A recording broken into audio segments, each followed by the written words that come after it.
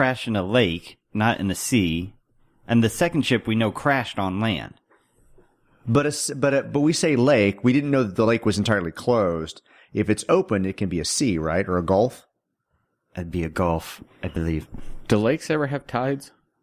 Yeah. I mean, they don't go...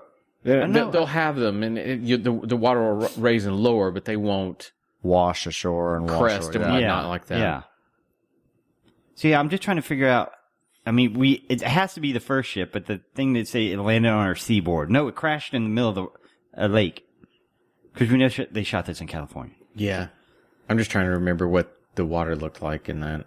I mean, I don't remember if we see a complete circle around, but either. Pretty much we can assume it's a lake and not a seaboard. Would you begin to put together that they've only known 2 humans that have talked with the fact that he says was a genius in advance of time when the spacecraft first landed on our seaboard, he salvaged it, studied it, and half understood it. So we already know they came back in the same spacecraft. That was Taylor's. Yeah. And she said that, I mean, they're kind of piecing this together for the audience, but also for the council to kind of figure out where they came from. Right. Right. The spacecraft landed somewhere. They knew 2 humans they could talk. There were humans where they were from.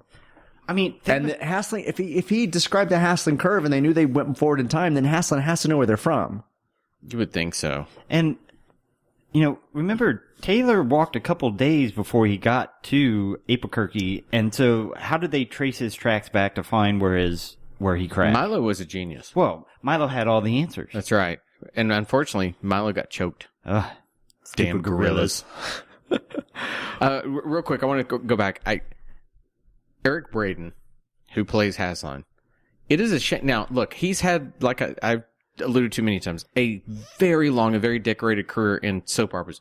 But somebody like this, even though it's very 1970s film and you kind of, it's one shot instead of coming in on closest for him, is it not a shame that he didn't find some more work in film as a bad guy? Because he's a very good bad guy. Maybe that was a choice. Maybe he wanted that weekly paycheck. Maybe he did. TV money. He wanted that TV money, that weekly paycheck. But I remember as maybe he was blacklisted from movies for some reason. Maybe he was too sinister. Maybe. I do remember as a kid, though, having seen this, and then when my sister would start watching Young and the Restless and seeing him, and I thought, what? Oh, and, it made me interested. Is this a spinoff? Yeah. When did the apes show up? When are we going to talk about the curve? But anyway, great actor. So we basically kind of end this minute with the scientist going incredulously, half? I don't know why that was in there. He half understood it. Half? Okay. Well, I think they're surprised that they understood it at all. So half?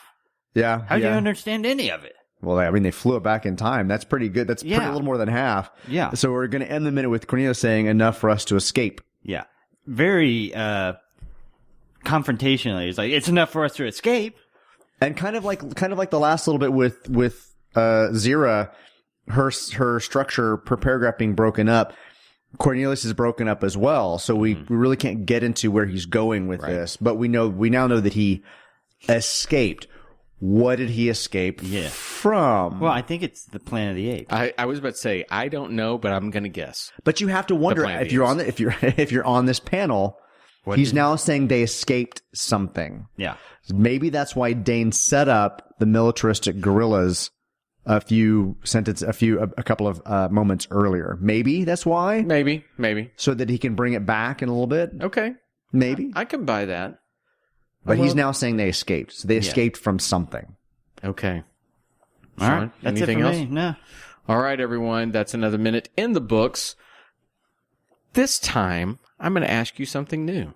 Could you go out to our social media, follow us on Twitter, let everybody know about us through your Instagram, whatnot? Richard's thinking I'm going to say something else. I know that you're going to ask us something. No. I was asking our lovely I will totally do that. Let's go do that. I'm going to do it right now. Would you follow us, Richard? Yes. Yeah. I think I should follow we love to interact with everybody we can. I've had a couple of people that keep pinging me through Twitter and whatnot saying, when are the new episodes coming? We are officially now at the point where we've talked about these need to be released. So we're very close. When you hear this, obviously, we're past that moment. But definitely get in there, interact with us, share it with your friends so they find us, etc.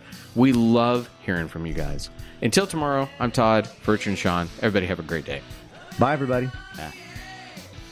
I said bye. You were so slow. I'm sorry. I was yawning. I was like, it's silence. I got to jump in.